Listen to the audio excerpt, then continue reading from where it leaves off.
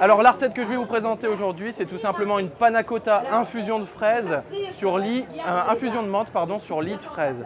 Donc une recette simple que vous allez pouvoir réaliser chez vous avec des produits donc assez basiques, tout simplement de la crème fraîche, du sucre ici, vous allez avoir besoin de menthe, du citron, des fraises et des feuilles de gélatine ou de l'agar-agar si vous avez. On va commencer tout simplement par plonger nos feuilles de gélatine dans de l'eau, le temps qu'elles puissent tranquillement se ramollir. Pendant ce temps-là, on a ici nos fraises que j'ai coupées le plus finement possible. On va y ajouter le jus d'un citron. Alors les fraises, quand vous les lavez, on n'enlève pas les queues. Hein, on les lave avec la queue. Petite astuce, est-ce que vous savez comment récupérer le jus d'un citron sans mettre du jus de citron partout? Ici, on va planter un couteau à l'intérieur et là, hop, c'est magique. Le jus de citron est guidé sur la lame du couteau. On rajoute un petit peu de sucre. On enlève ici le pépin. Et on va pouvoir placer dans nos verrines tout à l'heure. Pendant ce temps-là, on s'occupe de notre crème. Pardon Yannick.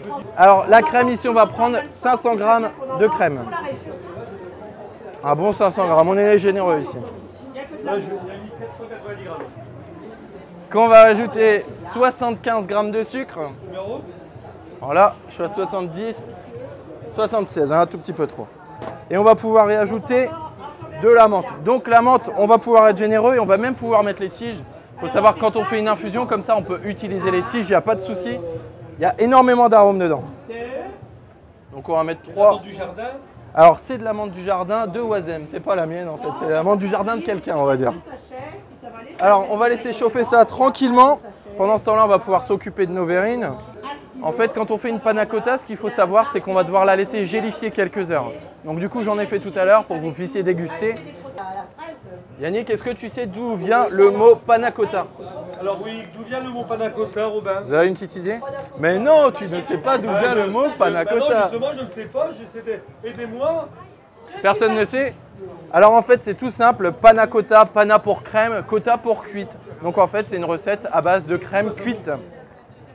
Alors là, on va pouvoir arrêter et hop, dès la première ébullition, on va pouvoir enlever à l'aide d'un écumoire. Donc on enlève la casserole du feu, on récupère notre menthe. Alors nos 3 feuilles de gélatine, vous voyez la différence tout à l'heure, elles étaient bien sèches, maintenant elles sont toutes molles, on en avait 3.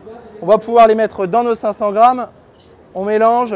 Donc il faut que la crème soit encore chaude, attention. Hein. Moi je vais les distribuer une petite recette. Alors pareil, une petite astuce, ici j'ai pris un pilon.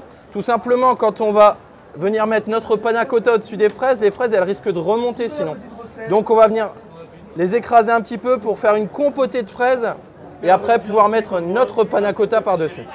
Pour mettre ma panna cotta dans les verrines, j'aurais pu utiliser une cuillère ou quoi que ce soit, mais j'aurais eu plus de chance d'en mettre un petit peu partout.